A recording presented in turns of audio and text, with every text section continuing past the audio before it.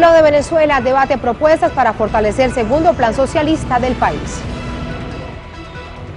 Sistema Sanitario Público de Madrid se paraliza por 48 horas en rechazo al plan de sostenibilidad del gobierno para este sector. Y comienza cumbre climática organizada por la ONU en Qatar para tratar de reducir la emisión de gases contaminantes. Estas y muchas otras informaciones en próximas emisiones de Noticias de Telesur. Sigan con nosotros.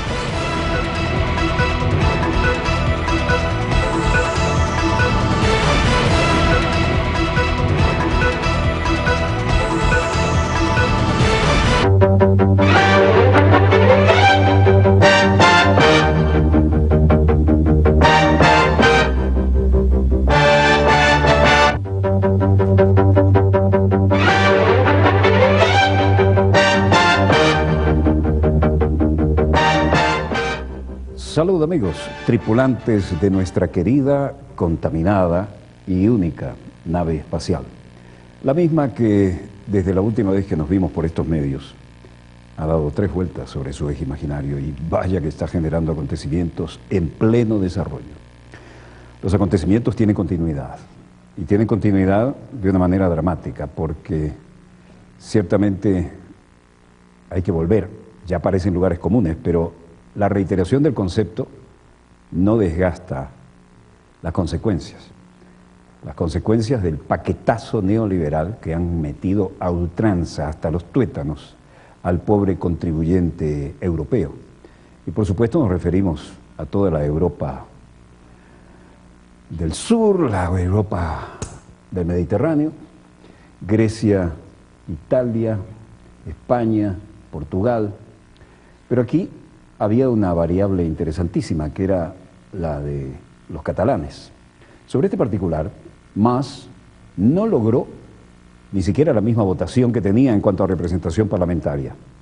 Pero resulta que con todos los segmentos progresistas del arco político representado ahora en el Congreso local, podrían tener una mayoría y una vocación reafirmada por esa mayoría, suficiente como para hablar de independencia, de separación del Reino de España. Esto hay que verlo con los acontecimientos en pleno desarrollo. Por lo demás, cuando el mundo lo lleva uno por delante, uno tiene que adaptarse. El tema que vamos a desarrollar ahora, obviamente, tiene que ver con el Mediterráneo y tiene que ver especialmente con la situación catalana, por lo cual vamos a ir a esta zona de España que está siendo tan noticiosa. Los resultados fueron interesantes, no como esperaban Mas, pero sí muy contundentes en cuanto a la voluntad de una mayor autonomía como mínimo.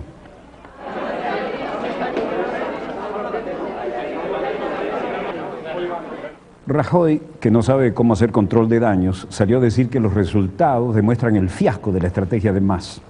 Sin embargo, su mando podría ser bien diferente a la expresión del deseo más que de su concepto real por parte del gobierno. La opción de los soberanistas sale reforzada de las elecciones catalanas, porque Esquerra Republicana ha sido sin duda la gran vencedora de estos comicios. Se convierte en la segunda fuerza política de la región, por encima incluso de los socialistas. Oriol Junqueras, líder independentista, tendrá opciones para formar gobierno. El pueblo de Cataluña se ha pronunciado y se ha pronunciado con claridad, aseguraba Junqueras. Y se ha pronunciado a favor de la continuidad de este proyecto que nos debe conducir a la independencia. Aunque ganador de las elecciones con 50 escaños, Artur Mas ha perdido mucho de la representación anterior. Ustedes saben que lo que está en juego este domingo, sobre todo, aparte de muchas otras cosas, es si Cataluña en los próximos 4 años puede decidir libremente su futuro o no. Y independientemente de si está a favor del Estado propio, de la independencia o no, o de otras fórmulas, independientemente de eso, de lo que se trata es de que el pueblo catalán pueda decidir libremente ese futuro. También había otros temas que había que responder, y este era uno. Today is, let's say that it's a special day for our country, because I think that people is conscious that Hoy es un día especial para nuestro país porque pienso que la gente tiene conciencia de que es la primera vez que hemos decidido nuestro futuro colectivo. Y esto es algo que no es poca cosa, ¿no? Porque además hemos colaborado con el Estado español por décadas, por centurias, pero ahora probablemente la mayoría de la sociedad catalana entiende que es el momento ha llegado para que tengamos que decidir acerca de nuestro futuro colectivo. The moment has arrived in the sense that we will have to decide our collective future. Calmado, sin triunfalismos, al fin y al cabo redujo su representación, pero dice, estoy feliz porque aquí hay una alta participación en este proceso y ha sido algo muy positivo. Es la esencia de la democracia, el pueblo fue a votar y el pueblo tomó las decisiones. People taking decisions and so on. Artur Mas en suma dice, no renunciaremos a la consulta. Y el secretario de la Convergencia y Unión, Josep Antoni Duran Lleida, ha comparecido para analizar los resultados electorales de su formación tras la reunión de la Comisión Ejecutiva Nacional y ha insistido una vez más que con la responsabilidad de Convergencia y Unión no hay suficiente para la gobernabilidad del país, aunque haya subrayado que la Federación Nacionalista se somete a la voluntad del pueblo. No es el resultado que esperábamos ni deseábamos, ha dicho Durán. El presidente Artur Mas, por su parte, ha insistido en que creía que hacía falta convocar estas elecciones para clarificar el mapa político catalán. Detectábamos un cambio sociológico en Cataluña a favor del soberanismo. El pueblo se ha pronunciado y ahora el panorama que queda es más claro y más complicado a la vez, ha dicho Mas, quien apunta que serán consecuentes con ese nuevo escenario. Aquí está la candidata Sánchez Camacho, Alicia Sánchez Camacho, del Partido del Pueblo, quien ejerce su voto y dice, confío en el pueblo de Cataluña, hoy más que nunca. Confiamos en la palabra de los catalanes. En el pueblo de Cataluña, confío hoy más que nunca en la palabra de los catalanes y confío hoy más que nunca en el sentido común, en el seny y en la responsabilidad de los catalanes y de las catalanas que hoy van a decidir el futuro de los catalanes durante muchos años. Com us dieu? Por lo demás, la presidenta del PPC, Alicia Sánchez Camacho, ha señalado hoy que el candidato de Convergencia y Unión, Artur Mas, por el bien de Cataluña, debería hacer una reflexión en profundidad y abandonar su proyecto rupturista, dijo.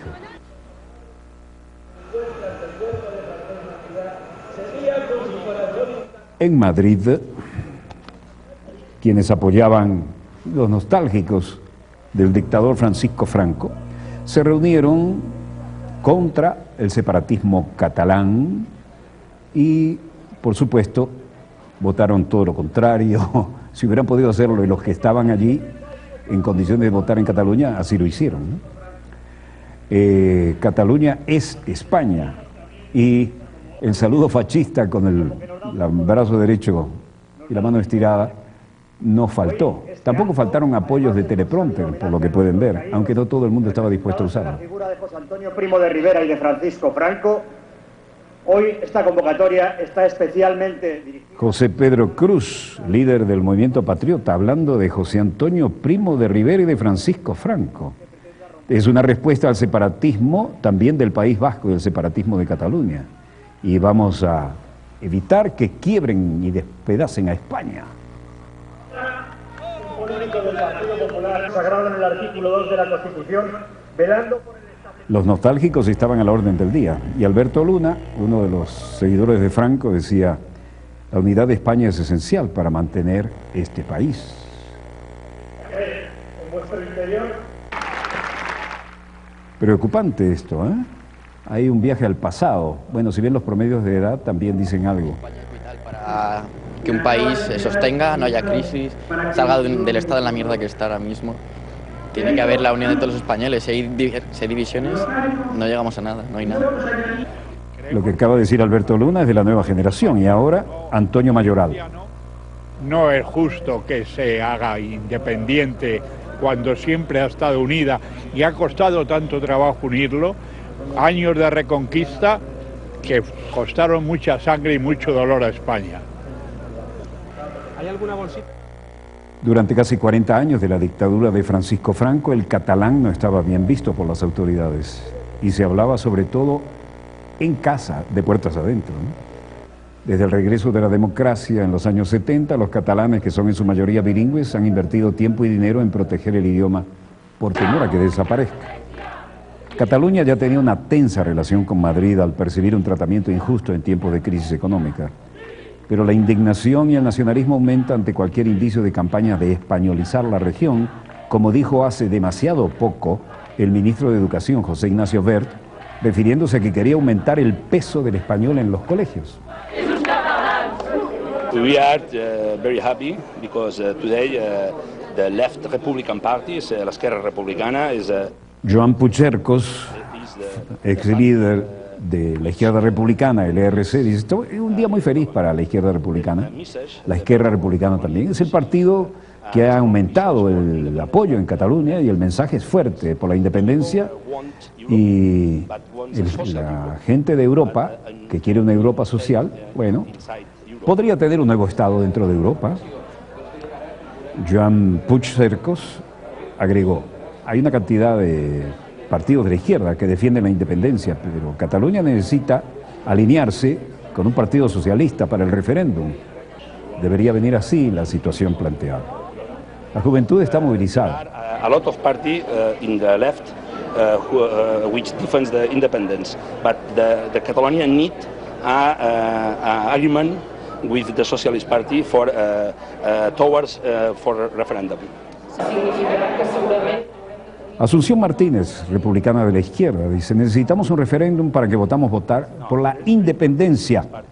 Ellos necesitan dejarnos votar, necesitamos expresarnos a nosotros mismos, porque la nación ya ha estado así por centurias y deberíamos ser nuevamente unos como antes.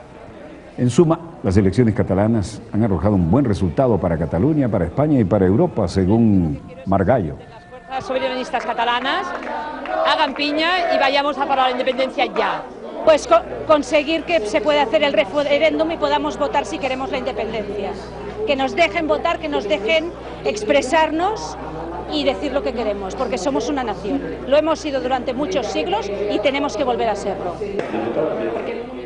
Ha habido reacciones, pero evidentemente cualquiera sea el resultado, aunque algunos no hayan obtenido la misma votación que antes, la misma representación como más, es evidente que la posición independentista puede generar un bloque interesante a nivel parlamentario. Ismael Simón Moreno, un residente de Madrid, decía, entre otras cosas, al ver los titulares que han sido portada en todos los más importantes medios de comunicación impresos. ¿Qué habrá conseguido con su objetivo, con lo que quería presentar? Pero yo creo que la conclusión debe ser esa, que el secesionismo ha aumentado, pues eso es lo que quieren en Cataluña. Todos los periódicos, en español o en catalán, apuntaban a no nos dejen caer. ¿Qué dice aquí? Montse, vendedor de periódicos. Y que al final pues, se han impuesto un cierto sentido común. Aquí parece que Klaus-Jürgen Nagel, un profesor, ha hecho una referencia un poco más profunda, dice. El nuevo Parlamento, más radical de lo que ha sido antes, y los catalanistas tienen el lado nacionalista frente a España, ¿no? Y tenemos un Parlamento menos fácil de manejar ahora, pero el gobierno tiene que entender que hay una radicalización. Yo creo que el resultado está bien si contabilizamos para hacer un referéndum, si la izquierda pudiera ser mayoría y saldría un sí a la independencia de Cataluña. El profesor Klaus-Jürgen Nagel es de la Universidad Pompeu Fabra de Barcelona. New parliament is more radical than it was before. El nuevo Parlamento es más radical de lo que fue antes, y el lado catalanista también y el lado nacionalista se han separado un poco. Este Parlamento va a ser menos fácil de manejar por este y por cualquier gobierno, porque las dimensiones del partido catalán, la izquierda, la derecha y otros coordinando el lado nacionalista, hay una dimensión mucho más radical en el Parlamento catalán, mucho y más diferente de lo que la habíamos visto antes. Entonces, para entender el resultado de las elecciones en Cataluña, aunque el partido del presidente catalán Convergencia y Unió ganó los comicios regionales que se celebraron este domingo en España, perdió sin embargo 12 escaños. Pero unidos todos los que estarían en pro de una separación, tienen una mayoría importante. Ahora todo depende de cómo se negocie esto, y ahora estamos en Madrid. El gobierno tiene una papa caliente aquí. La candidata del Partido del Pueblo Catalán, Alicia Sánchez Camacho, Mariano Rajoy, en la sede central del partido para discutir los resultados de las elecciones, y la gente del área de educación y salud, que cada vez la pasa peor con los paquetazos neoliberales de Rajoy, tienen algo que decir sobre esta situación, ¿no? Fran González es un oftalmólogo y tiene su propia opinión. Luego escucharemos a un psicólogo. No tengo nada claro que las medidas que quieren implantar en la comunidad sean las que van a producir un ahorro en el sistema público, y quiero que los impuestos de nuestros pacientes, los impuestos de todos nosotros, vayan hacia una mejor gestión, hacia una mejor calidad y no hacia que la gente se embolse el dinero. Irene Sánchez es psicóloga, también tiene su opinión al respecto y no es precisamente a favor del actual gobierno de Rajoy y sus actitudes neoliberales y ortodoxas con respecto a los mandatos de la Troika. Por supuesto, salud y educación son los que más sufren ahora.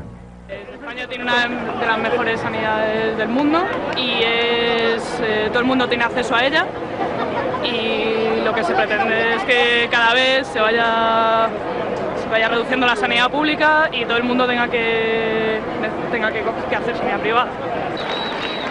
No a la privatización y centralización de los laboratorios. Otros decían, a la venta, su salud está siendo privatizada. La movilización es coherente con los postulados y no baja en cuanto a la militancia, y esto está pasando. Los primeros recortes que se sienten descaradamente son en salud y en educación. A ti, usuario, rodea tu hospital, usted vas a quedar sin salud pública. Huelga de médicos le da un golpe al sector salud de Madrid. Se vende tu salud. Somos médicos, pero también somos pacientes. La sanidad pública no puede ser un negocio. Y aquí, en lo alto de esta torre, hablaban de la necesidad de defender la sanidad pública, ¿no? 75.000 empleados, cifra conservadora, entre médicos, enfermeras, profesionales sanitarios, están en plena movilización y se sumaron a la huelga en las entradas de los nosocomios. La sanidad pública no se vende, se defiende. Si la sanidad quieres cuidar, no te la dejes robar. Y también los particulares mostraron su respaldo a la huelga, poniendo en sus balcones crespones negros como símbolo de la protesta.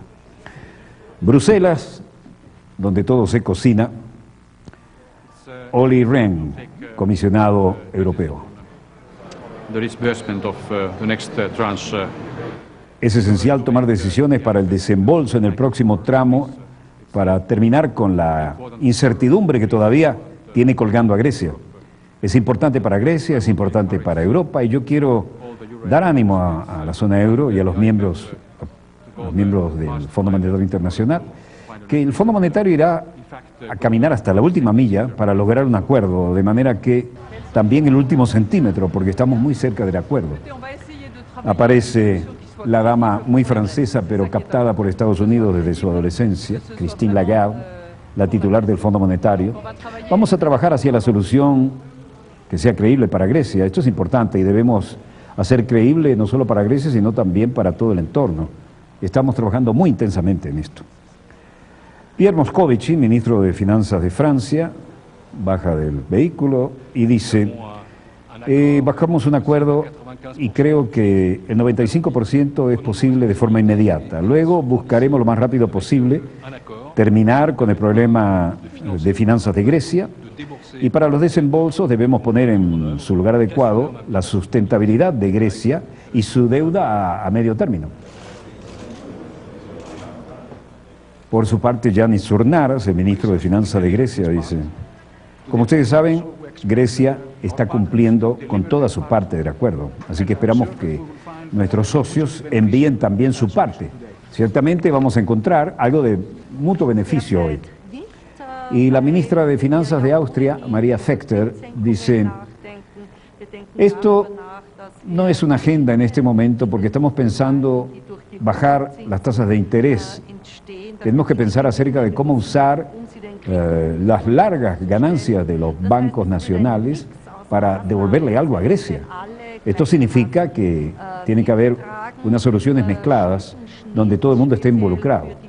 La deuda para los entes públicos y para el hombre que paga sus impuestos. Bueno, esta situación es algo que nadie quiere para ningún país, ¿no? El euro en receso, el Eurogrupo, para revisar los cálculos del rescate griego. Y aquí, en Bruselas, no todo el mundo quiere declarar, el que puede le saca el cuerpo. Ministro de Finanzas Wolfgang Schäuble de Alemania, y habla del la segunda rapada, segundo corte de pelo para Grecia, y que no es, sería una opción, ¿no?, para hacer que el país tenga una deuda más o menos sostenible. Usted no puede garantizar algo si usted no hace un corte de deuda al mismo tiempo. Este no es el caso de Alemania, es el caso de otros miembros. Y con mis colegas hemos dicho que en estas 2 semanas hemos estado trabajando duro en estos temas. Esta es la realidad.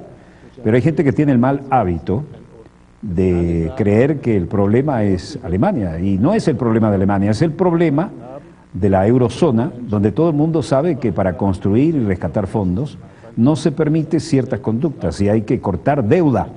El Banco Central Europeo ha dicho lo mismo y para eso no estamos preparados. Es decir, mal negocio, mal mensaje para los griegos. No estamos preparados para recortarles más la deuda. Alemania asegura que ningún país aceptará condonación de deuda griega. Y los ministros de Finanzas de España y Francia, Luis de Guindos, Pierre Moscovici, subrayaron respectivamente que el acuerdo sobre Grecia estaba cercano y que esperaban que el Eurogrupo lo cierre en esta reunión o en la más cercana. Y aquí las grandes movilizaciones del sector agrario de Europa, que está de cabeza.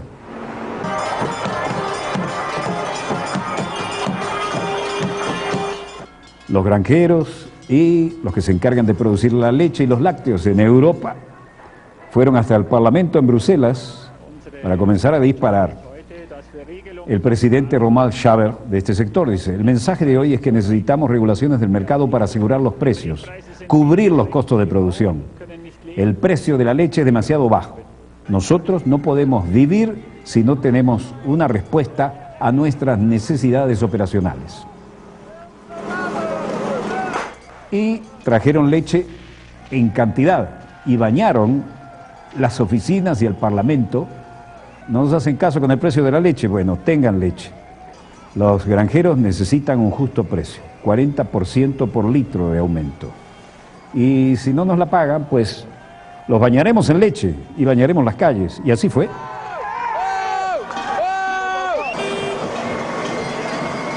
Manguerazos de leche para protestar por el bajo precio de los lácteos.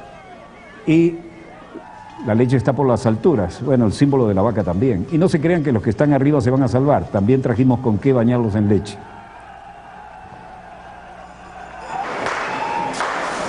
Armados con mangueras y encima de los tractores, tomaron las calles para reclamar a la Unión Europea mejores precios para sus productos. La jornada de manifestación, que se prolongará hasta mañana, comenzó a la 1 de la tarde, aunque no fue hasta las 2:30, cuando casi 1 millar de bocinas sonaron en Bruselas. La marcha de los tractores ocupaba varias arterias principales de la capital belga e hizo un recorrido por los lugares más emblemáticos: la Plaza Schuman, sede de la Comisión Europea y el Consejo de la Unión Europea, el Parque del Cincuentenario y la Plaza de Luxemburgo, donde está ubicado el Parlamento Europeo. Allí los manifestantes regaron con unos 15.000 litros de leche la fachada de uno de los edificios.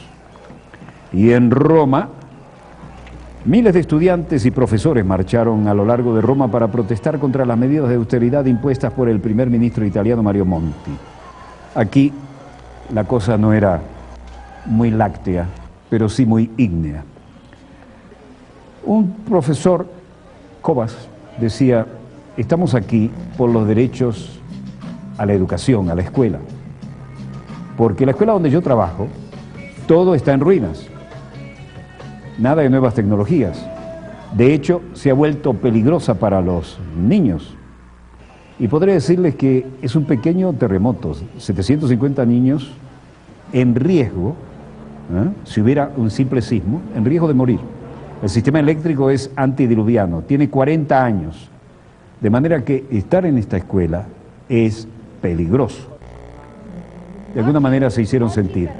I diritti della scuola, perché nella scuola dove io lavoro è tutto fatiscente, ci sono le LIM, ma è pericolosissima per i bambini, basta un minimo di terremoto, 750 bambini rischiano di morire, i sistemi elettrici sono antidiluviani di 40 anni fa, insomma è pericolosissima la scuola. Así lo decía la profesora Cobas. Y Marinela Marescotti, estamos comunicando nuestras ideas a la gente y ciertamente no queremos destruir la ciudad, queremos que nos escuchen. Quello di comunicare con le persone le nostre idee, non certo quello di devastare le città. Miles y miles de estudiantes se unieron a sus profesores e Italia se volcó a las calles contra Mario Monti. Pero también militantes fascistas protestaron hoy en toda Italia contra la política de austeridad del gobierno de Mario Monti. La mayor parte de las manifestaciones se realizaron en forma pacífica, aunque por la tarde en Roma se vivieron momentos de tensión, debido a que también desfilaron los integrantes del movimiento fascista Casa Pound.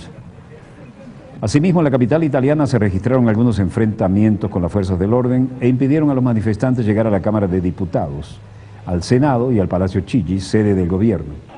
Frente al Ministerio de Justicia, decenas de estudiantes lanzaron objetos y petardos y fueron repelidos por los agentes sin que se registraran heridos. Pero Roma amaneció fuertemente vigilada y la realidad es como la estamos viendo, mucho y profundo malestar. En medio de esta situación hay una noticia que nos ha llegado casi de última hora, muy interesante, y que tiene que ver con la hermana República del Paraguay, y que a quien les habla les recordó los dramas de la guerra del Chaco, ¿no?, por el petróleo, donde había una transnacional de un lado y otra del otro, y un capellán de asalto de la infantería, el padre José Molas, paraguayo, que en paz descanse, que fue el primero que me enseñó cómo actuaban las transnacionales y los imperios en las clases de sociología cristiana, y que era profesor en el Colegio Pío de Montevideo, en Uruguay. Me decía, por culpa de esas transnacionales y los intereses de las grandes potencias, formé a la crème de la juventud de mi país, y luego me tocó, como oficial capellán de la infantería, darle la extrema unción in articulo mortis en la primera línea de la infantería en esa brutal guerra del Chaco. Hoy tenemos una noticia que nos trae estos recuerdos. Dice así: el presidente de Paraguay anuncia primer hallazgo de petróleo en el Chaco. Federico Franco anunció este lunes que por primera vez se halló petróleo en su país, en Piriti, departamento de Boquerón, Chaco Central, a unos 500 kilómetros al norte de Asunción, próximo a la frontera con Argentina. Así lo publica en su página web Radio Nederland. El mandatario paraguayo confió que el país pueda comenzar a explotar el hidrocarburo el año próximo. El gobernante explicó que los primeros estudios de las compañías encargadas de la exploración y explotación de petróleo en la región indican la existencia de carburante en gran cantidad. Dijo que a mediados de 2013, Paraguay formará parte de la lista de países productores de petróleo. El anuncio lo realizó mediante un almuerzo de fin de año con empresarios del llamado Foro Brasil-Paraguay. Interesante, nos trajo algunas nostalgias. Bueno, pero vamos a la realidad de los mercados de hoy. Trágicas nostalgias en cuanto a la guerra del Chaco, una guerra brutal, donde se derrochó heroísmo de un lado y otro, pero donde las que lanzaron, la armaron, la promovieron, las transnacionales petroleras, no estaban precisamente presentes ni vertiendo su sangre, ¿no? Bueno, los precios del petróleo venezolano sigue subiendo, $97.15. El precio del barril de la OPEP también al alza, $108.08. El West Texas, el que forma parte de nuestra canasta y nos interesa, también al alza, $88.13.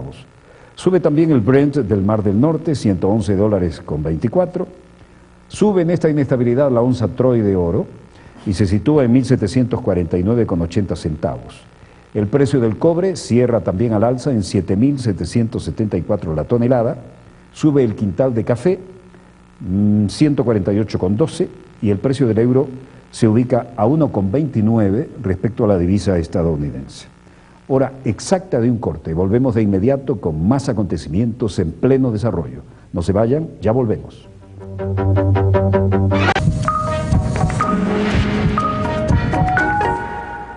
Cada año cientos de salvadoreños van a México y Estados Unidos tratando de encontrar el sustento para sus familiares, quienes luego de su partida no reciben noticias. COFAMIDE es una organización sin fines de lucro que reúne a madres y familiares de migrantes desaparecidos y con la ayuda del equipo argentino de antropología forense han comenzado un banco de datos de ADN con el fin de ahondar la búsqueda. Nadie se rinde, familiares y voluntarios siguen buscando. Seguimos buscando. Este martes, solo por Telesur.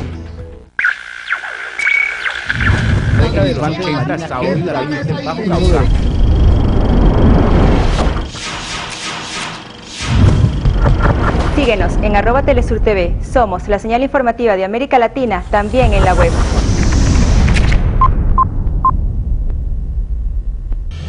Telesur, la señal informativa de América Latina.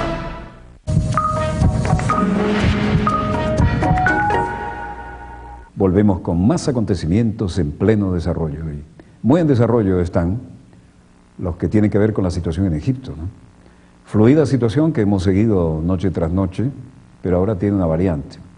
En medio de esta situación difícil de controlar, donde Egipto siempre ha estado con un mandatario vertical, desde la época del legendario Gamal Abdel Nasser, hasta ahora el Rais, que pasó a retiro por diferentes motivos, incluyendo los de salud. Ahora con el nuevo presidente, que se lanza a decir que va a tomar decisiones y que nadie puede discutirlas, la gente que ya le tomó el gustico a esto, a salir y protestar, cosa que era impensable décadas atrás en Egipto, la gente que hizo de la Plaza Tahrir un símbolo, ha salido a decirle no, por ahí no es. Pero eso ha hecho que figuras conocidas, de las que ya hablaremos, lanzan esta advertencia: cuidado, lo que se está generando ahora en el Cairo podría significar una guerra civil, nada menos que en Egipto. Ahora, esto nos lleva a recordar, ¿será parte del plan de aquel famoso general de 4 estrellas que dijo: miren lo que descubrí aquí, lo que me trajo un oficial, en 5 años tenemos que hacer la guerra a 7 países árabes? En 5 años, perdón, es al revés la ecuación. En 7 años vamos a hacerle la guerra a 5 países árabes. Ese fue el enunciado. Y cometieron el error cultural muy estadounidense de decir que Irán es un país árabe. Irán es de la milenaria cultura persa, no es que sea menos milenaria la cultura árabe. Pero para ellos no hay diferencia, ¿no? Si es musulmán, es árabe. Bueno, es la cultura de, ustedes saben, del perro. En cualquier caso, la realidad se está pareciendo demasiado a esto. Están ocurriendo tantas cosas que uno diría, ¿hay un plan maestro para cambiarle la historia a todos estos países? Y sobre todo cercanos ahí, al Golfo Pérsico y el Estrecho de Hormuz, por donde sale el 40% del petróleo del mundo. Bueno, estamos en el Cairo, obviamente, ¿no? Y la legendaria ciudad ahora tiene otras manifestaciones con otras lecturas. أو القوانين أو الإعلان الدستوري ليس المقصود به وده يبقى هدف صغير قوي ما يناسب. Las decisiones de la ley, incluso las declaraciones constitucionales que hice, no están destinadas a buscar mi venganza personal. El significado de esta meta no es para mí, es para lo mejor del pueblo de Egipto. Siria está en el corazón del pueblo de Egipto. Siria, la gente ocupa un gran lugar en los corazones del pueblo de Egipto. Y yo trabajo día y noche para apoyar al pueblo de Siria de manera que ganen su victoria por la revolución. La revolución tiene que ganar y llegar al final de lo que él dice que es un régimen, no un gobierno, un régimen que es injusto.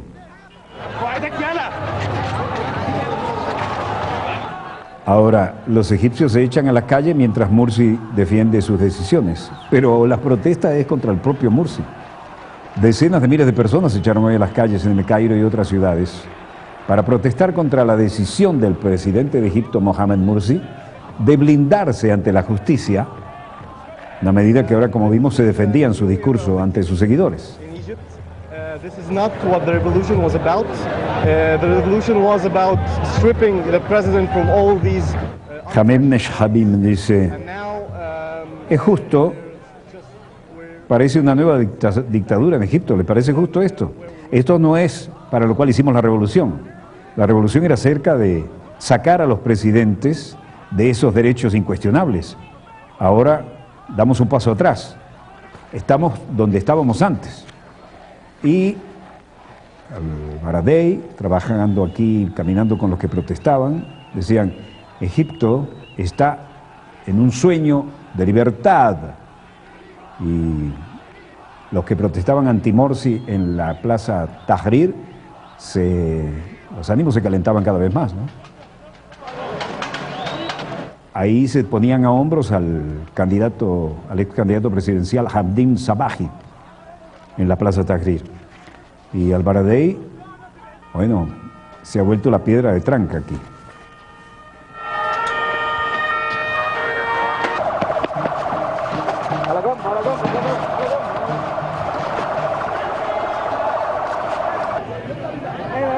La mayor concentración en la emblemática plaza Tahrir del Cairo había funcionado de una manera más o menos pacífica y después se transformó en lo que acabamos de ver.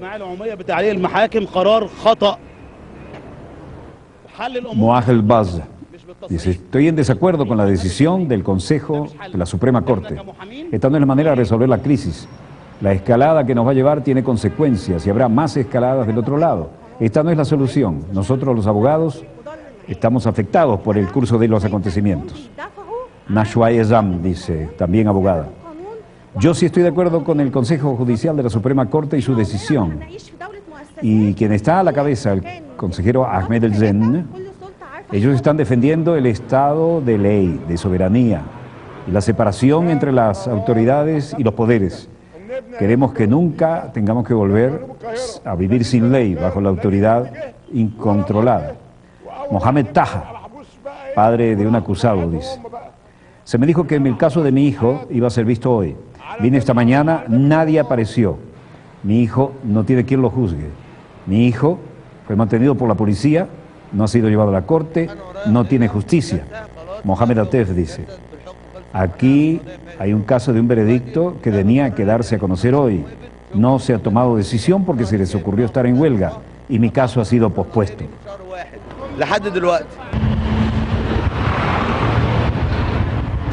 Los egipcios están en un tono emotivo muy alto y la controvertida declaración constitucional anunciada ayer por la que todas las decisiones del presidente quedan fuera del escrutinio judicial empujó a los grupos de la oposición a protestar. Mientras tanto, Mohamed al-Baradei, prominente político de la oposición, demanda que Mursi prescinda de este decreto dictatorial, dijo. Hay un coro de demandas ahora para que cambie la actitud. Si el pueblo quiere decirme algo y yo puedo hacer algo por él, bueno, tendrá que ser en el marco de la Constitución, ¿no? Pero queremos ser capaces de proponer una Constitución democrática con garantías para nuestros derechos, nuestras libertades y un apropiado balance de poder. Queremos un gobierno calificado y queremos economía y seguridad. Pienso que una de las decisiones hoy, la que se dio a conocer con mucha claridad y con voz muy fuerte, no es la que nos va a permitir el diálogo a menos que rescindan de esta declaración. No estamos en el terreno medio, no estamos en una situación de equilibrio y no hay lugar para compromisos. Queremos el diálogo, queremos rescindir estas medidas que van en contra de los derechos democráticos, si es que queremos lograr al final puntos para una salida realmente democrática. Pero como ustedes saben, he pasado toda mi vida hablando de diálogo. Aquí no hay lugar para el diálogo cuando un dictador trata de imponerse de la manera más represiva. El diálogo es de otra manera y es cuando todos podemos hablar. people are going back to the square. They are a square. Así como están las cosas, el pueblo va a volver a la plaza a protestar. Ya están en la plaza y van a continuar en la plaza. Van a continuar sentados allí. Tenemos que continuar la escalada al nivel de expresar resistencia, resistencia pacífica de desobediencia. Esta es la clase de medida que tiene que ser vista para escalar y lograr el objetivo sin poner demasiada presión, pero manteniendo al país unido. Esto es lo que tenemos que lograr y es un paso que tenemos que dar día por día para que podamos llegar a esa meta. The bulk of the country, or the majority of the people, are absolutely against these measures. But we will have to take it day by day as we go along. Mohamed al-Baradei cree que en Egipto hay actualmente peligro de una guerra civil, después de que el presidente Mohamed Morsi se apropiara de todo el poder y de que las minorías cristianas y las fuerzas moderadas fueran reducidas a la insignificancia política. Ni siquiera los faraones tuvieron tanto poder como él, dice al-Baradei, refiriéndose a Morsi, en una entrevista publicada por la revista Der Spiegel, la que será dada a conocer en la próxima semana.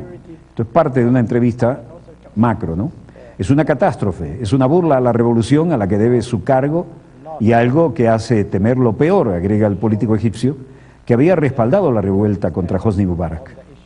Al-Baradei subraya que Morsi ya tiene el poder legislativo, que ahora se ha asegurado de que las medidas que toma no puedan ser cuestionadas, y califica a la Asamblea Constituyente como una asociación patética que amenaza con hacernos regresar a la más oscura Edad Media. En medio de esto, el Baradei subraya que Morsi ya tiene el poder legislativo y quiere más poder.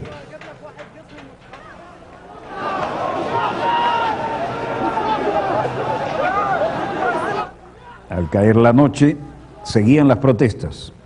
Continuaban contra el decreto y en la Plaza Tahrir y en las calles aledañas. En la Plaza Tahrir los manifestantes siguen desplegados realmente en varias actividades. Los opositores de Morsi, principalmente los partidos laicos, tienen instalada en la Plaza Tahrir alrededor de 30 carpas. Ellos se mantienen allí día y noche y tienen decidido mantenerse allí hasta tanto Morsi no desista del decreto. Vean las carpas, ¿no? Volvimos a el momento legendario que puso en el mapa la Plaza Tahrir, en el mapa mundial. Mientras tanto, Morsi anunció, tras una reunión con el Consejo Supremo de Justicia, que no realizará cambios en la declaración constitucional que le daría poderes extraordinarios y cuya validez será examinada el próximo 4 de diciembre por la Corte Suprema egipcia.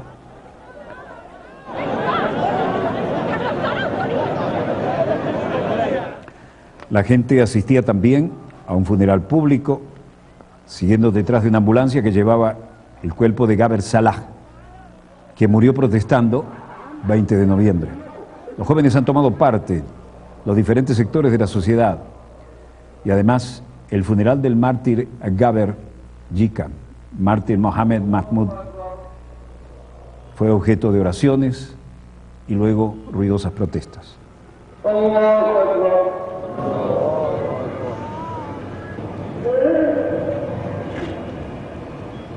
Los dos activistas políticos que murieron generaron una multitudinaria manifestación fúnebre. Miles de personas se congregaron en la emblemática Plaza Tahrir en el Cairo para seguir las exequias de Gaber Salah, de 17 años, que murió el domingo como consecuencia de las graves heridas en los altercados de la semana pasada. Era miembro del Comité 6 de Abril, un grupo de oposición que nació en la primavera de 2008 contra el gobierno del derrocado Hosni Mubarak. Asimismo, cientos de egipcios han acompañado en la ciudad de Damanhur, al noreste del Cairo, el funeral del Islam Fatih Masud, de 15 años de edad, quien perdió la vida también el domingo en un ataque perpetrado contra la sede de la Hermandad Musulmana. Estos enfrentamientos se suman a varias protestas. بندين مرسي بان اول شهداء من بعد ما مسك هو الكرسي اول 2 شهداء بس واحد منهم طلع اهوت. Lo que está ocurriendo aquí es lo que estamos condenando, también al presidente Morsi, por los mártires que han muerto desde que él llegó al poder. Ya tenemos 2 mártires, pero uno de ellos es muy joven, Gaber, Dios lo tenga en su alma, y también Morsi. Las muertes Mursi murió en el ataque a la hermandad musulmana. Mahmoud Mohamed Naguib dice: consideramos a Mohamed Gaber un mártir. El ministro del Interior está practicando la misma opresión que en el pasado, es donde generaron las causas para su muerte. Hay un nuevo liderazgo que se llama a sí mismo revolucionario, pero ha probado ser capaz de matar a gente como Mohamed Gaber. Y esto, gente del mismo régimen, ha mostrado que el régimen no puede continuar.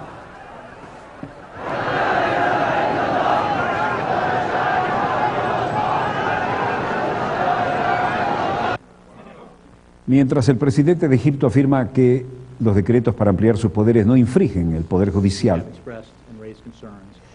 Jay Carney, vocero de la Casa Blanca, decía: hemos expresado y hemos levantado nuestra preocupación en las declaraciones de noviembre 22 y continuamos a hacer lo que nos parece apropiado.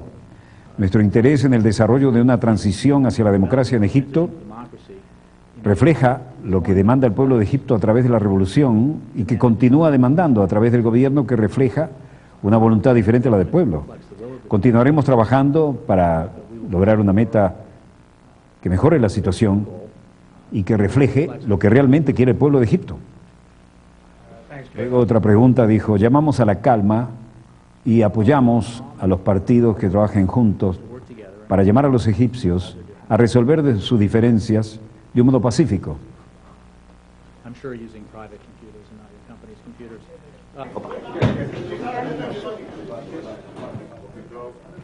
En la margen occidental, en el West Bank, en Givat Zev, palomas contra halcones, divididos por lo de Irak, tuvieron que suspender las votaciones del partido Likud. Parece que dicen que hubo fallas técnicas, hubo que suspenderlas. Quedó muy feo el tema, hay varias interrogantes, luego dijeron que las iban a continuar. Hay un juego de poderes bastante complicadito. Ahí apareció Netanyahu con su esposa, la ex azafata de El Al, de hecho se conocieron en un vuelo, ¿no? Y dijo: hemos votado sin ningún mal funcionamiento y llamo a los miembros del Likud a que venga y celebre la democracia y el Likud, un gran partido, un partido dirigente. Ustedes tienen el privilegio de determinar quién, de acuerdo a la voluntad del pueblo, va a componer el gobierno y el Estado de Israel, como ha pasado en los años pasados, y los que tendrán que venir ahora. Votar, afectar, determinar, ese es vuestro derecho. Muchas gracias. Netanyahu dijo: el mundo dice a Israel, esperen, aún hay tiempo. Y yo digo, ¿esperar para qué y hasta cuándo? Los miembros de la comunidad internacional en su día se negaron a ponerle a Irán líneas rojas. No tienen ahora la fuerza moral de ponérselas a Israel, dirigiéndose al papelón que hizo con la bombita de dibujos animados en la ONU. Pero el golpazo es la renuncia de Ehud Barak, ministro de Defensa, que ha hecho el sorpresivo anuncio: hoy estoy ante ustedes para compartir mi decisión de renunciar a mi vida política, no volver a competir para elecciones en la Knesset, y esta la tomo no sin dificultades, porque eventualmente lo digo de lo profundo de mi corazón. En la práctica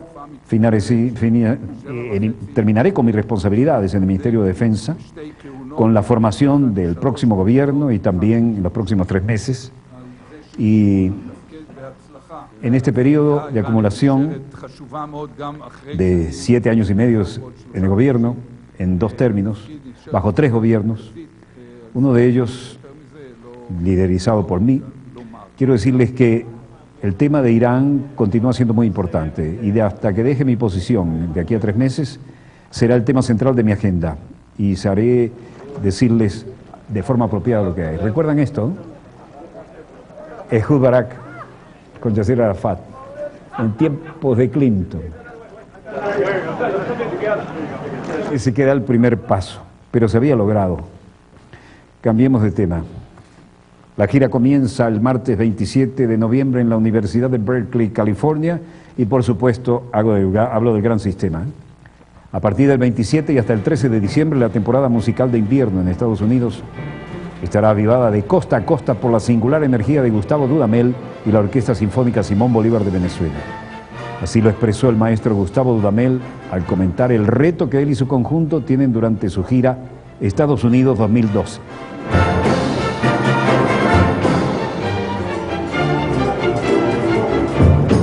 La gira comienza el martes 27 de noviembre en la Universidad de Berkeley, California, donde por 4 días agrupaciones integradas por músicos del sistema y tríos, cuartetos y ensamble de las juveniles e infantiles ofrecerán conciertos en comunidades, escuelas, dirigidas por los noveles directores, entre ellos Joshua Dos Santos, Eduardo Salazar, Manuel Jurado, Jesús Parra. Luego los días 29 y 30 en la célebre sala Zellerbach Hall, con capacidad para 2.000 personas, se realizarán 2 conciertos de gala en esta ciudad, Berkeley, California. El 2 de diciembre, en el Symphony Center de Chicago, sede oficial de la Orquesta Sinfónica de Chicago y de la Chicago Sinfonietta, será el tercer concierto. Luego en el Concert Hall de Kennedy Center de Washington, recibirán a los músicos venezolanos el 4 de diciembre con sus 2.440 totalmente vendidas. El Centro Kimmel para las Artes Escénicas, sede de la Orquesta de Filadelfia, será el escenario para el 5º concierto el 5 de diciembre. La llegada a Nueva York el 6 de diciembre coincide con la ceremonia de premiación en el Lincoln Center de los Musical American Awards de 2012, concedidos a los maestros venezolanos Gustavo Dudamel y José Antonio Abreu, reconocidos en Estados Unidos como Músico del Año y Educador del Año, respectivamente. La participación venezolana en el Festival Voces de América Latina también será en el Carnegie Hall. Y esto que estamos viendo es algo que me tocó presenciar en vivo y en directo. Dramático, los combates aéreos por primera vez sobre Caracas, pero este fue el caso de un Bronco que estaba aterrizando, fue atacado por un F-16. 4 revoluciones son recordadas este año 2012. La primera, la del 27 de febrero de 1989. La segunda, la del 4 de febrero de 1992. La tercera, la victoria popular de este 7 de octubre. Y la cuarta, la rebelión del 27 de noviembre de 1992. Fue en esta acción que los pilotos de la entonces Fuerza Aérea se enfrentaron en un duro combate a las fuerzas de Carlos Andrés Pérez, a quien el pueblo pedía a gritos su salida del poder ante la brutal masacre perpetrada por su gobierno durante el Caracazo y que contrastaba con la creciente popularidad que en ese entonces ganaban los líderes de la rebelión del 4F. En esa ocasión, la acción cívico-militar fue liderizada en ese entonces dentro de la aviación por el general de brigada Efraín Visconti Osorio, quien logró convocar a casi todas las unidades de la Fuerza Aérea en pro de acabar con la corrupción de un régimen decadente. De la base aérea Francisco de Miranda, en la que se andaban produciendo fuertes enfrentamientos entre las tropas rebeldes y las fuerzas leales. En la avenida Libertador y sus zonas aledañas se podía observar gentes protagonizando cacerolazos.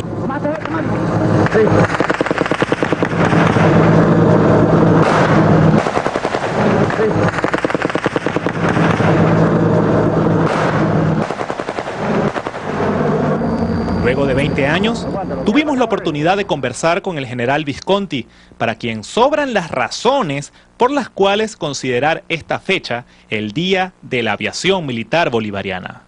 Es el único día en toda la historia de Venezuela y en toda la historia de la aviación venezolana donde ha habido combates aéreos reales, es decir, combates verdaderos en el aire. Es el único día en la historia de Venezuela donde se sucedió el primer derribo en combate aéreo de un avión militar venezolano.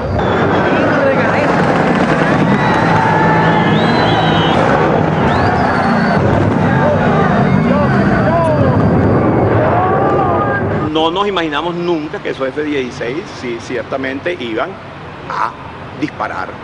Sorpresa cuando a golpe de media mañana nos tumbaron el primer avión Bronco que el entonces teniente Mitil, que afortunadamente pudo salvar la vida. Curiosamente, la mayoría de los fallecidos el 27 de noviembre no ocurrieron por los combates aéreos, sino por la represión a las manifestaciones populares, la brutal retoma del Canal 8 y la masacre del retén de Katia, cometidas por el gobierno de Pérez ese día. La gran mayoría fue consecuencia de esa actuación del gobierno que debe ser todavía investigada por las comisiones de derechos humanos y la Comisión de la Verdad de la Asamblea Nacional y la Fiscalía General de la Nación, para que sí saque los verdaderos culpables de esos más de 300 muertos asesinados y ajusticiados el retén de Katy el 27 de noviembre de 1992.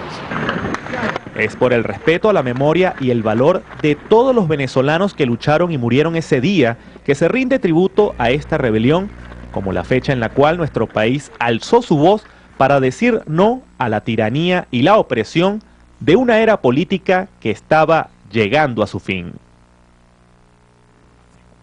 De manera que ahora rendimos tributo a todos aquellos que tuvieron esa iniciativa, especialmente a todos aquellos que la hicieron a costo de su vida, y por supuesto todos esos oficiales superiores en este excelente trabajo de Boris Castellano que queríamos compartir con ustedes como un abrebocas de lo que está preparando con motivo del nuevo aniversario del 27 de noviembre, que puso en el mapa mundial de las informaciones lo que ocurría en nuestra querida República, ahora República Bolivariana de Venezuela, y por supuesto el papel de nuestras Fuerzas Armadas, y especialmente allí el protagonismo que tuvo la Fuerza Aérea de entonces, porque quienes habla vio cuando se eyectaba aquel piloto de Bronco, primero lo ponía sobre el eje de la pista de la base Miranda, cuando tenía ya una pata de tren abajo, estaba soltando fluido. Ese hombre no dudó en arriesgarse a mantener el avión en esas pésimas condiciones, después de haber sido ametrallado, para colocarlo sobre la base y después eyectarse, porque si lo hacía antes el avión podía haberse estrellado contra cualquier edificio de la ciudad densamente poblada como es Caracas, y hubiera tenido quién sabe cuántas consecuencias. Estas historias están llenas de héroes anónimos. Algunos llega el momento de hacerle justicia, otros todavía hay que seguir investigando. Pero sobre el trabajo del colega queríamos hacer esta avanzada para ustedes porque a lo largo de estos días entiendo que tenemos más capítulos para recordar, aprender y proyectar, para defender la realidad que tenemos ahora, que no ha sido gratis para nada. En este canal desde el cual les hablamos, enorme, pionero, ha habido combates y aquí se ha derramado sangre, así que nos llega muy de cerca, así como me llega de cerca lo de la Fuerza Aérea y todo lo que tenga que ver con las Fuerzas Armadas. Bueno, volveremos mañana, Dios mediante, cuando nuestra querida, contaminada y única nave espacial haya dado otra vuelta sobre su eje imaginario y estemos aquí para contarles la pequeña gran historia de las próximas 24 horas. Donde quiera que se encuentren de ese lado del receptor, muchas gracias por permitirnos estar allí con ustedes. A nombre del equipo Dossier, les habló Walter Martínez. Disponga usted de las cámaras, señor director.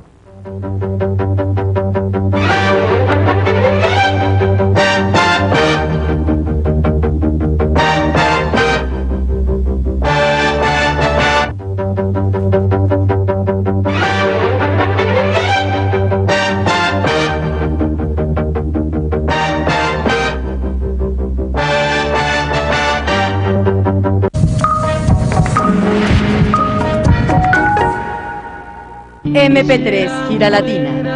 En esta oportunidad, MP3 nos lleva por los sonidos del origen y la evolución de la trova cubana, a través de los testimonios de su principal exponente, Silvio Rodríguez, quien nos hablará de su vida personal, la realidad social-política de Latinoamérica y en especial de su Cuba natal como fuente de inspiración. Tú sabes que para eso no hay receta, ni hay... Y además yo creo que es bueno que cada cual haga lo que le venga en gana. Y que lo asuma a su manera, porque eso es lo que le da variedad justamente a la trova y lo que la hace interesante. MP3 Gira Latina, este sábado, solo por Telesur.